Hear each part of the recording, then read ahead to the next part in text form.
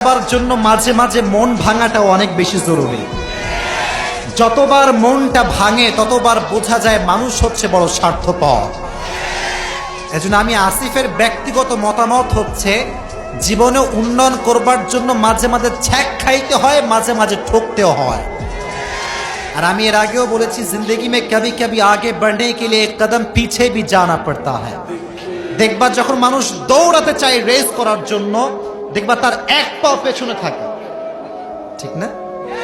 কারণ যত পা পেছনে সে নেবে ততটা সামনে সে আগাবে।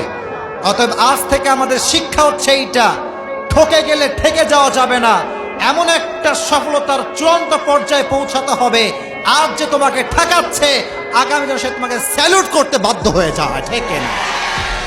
আবেগেও পা দেওয়া যাবে না, মায়াতেও পা দেওয়া যাবে না। রাজি আছো তো ইনশাআল্লাহ?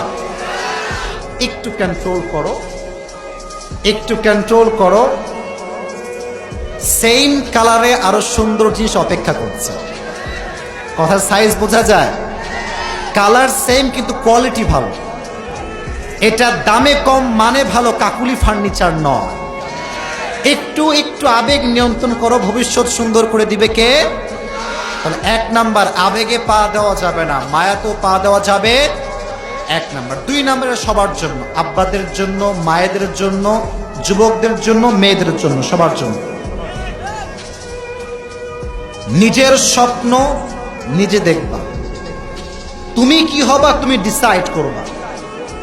তোমার কি এক্সপিরিয়েন্স, তোমার কি হ্যাবি, তোমার কি হবি, তোমার কি স্বপ্ন, তোমার কি ড্রিম, এটা এলাকার চাচা নয়, তোমাকে জাস্টিফাই করতে হবে। দেখবেন আজকাল আমরা যখন কোনো স্বপ্ন দেখি যে আমি ওইটা হব, এইটা হব, এলাকার কিছু খালা আছে, কিরে তোর ছেলের কি খবর রে? আমার ছেলের তো চাকরি হয়ে গেল, এইটা হয়ে গেল, প্রমোশন হয়ে গেল, ঘোড়ার আন্ডা। তোমার ছেলের প্রমোশন হয়েছে, মাথায় রেখো আমার যখন প্রমোশন হবে ওটা বাংলাদেশ কাঁপতে থাকবে, ঠিক না বল? কারো কথায় কান দিবা না, নিজের স্বপ্নে নিজে ফোকাস করবা। আর হ্যাঁ, সমাজের মানুষ তোমাকে ভাঙবে, তোমাকে খোটা দিবে, এর দ্বারা কিছু হবে না রে, এ জীবনে কিছু করতে পারবে না।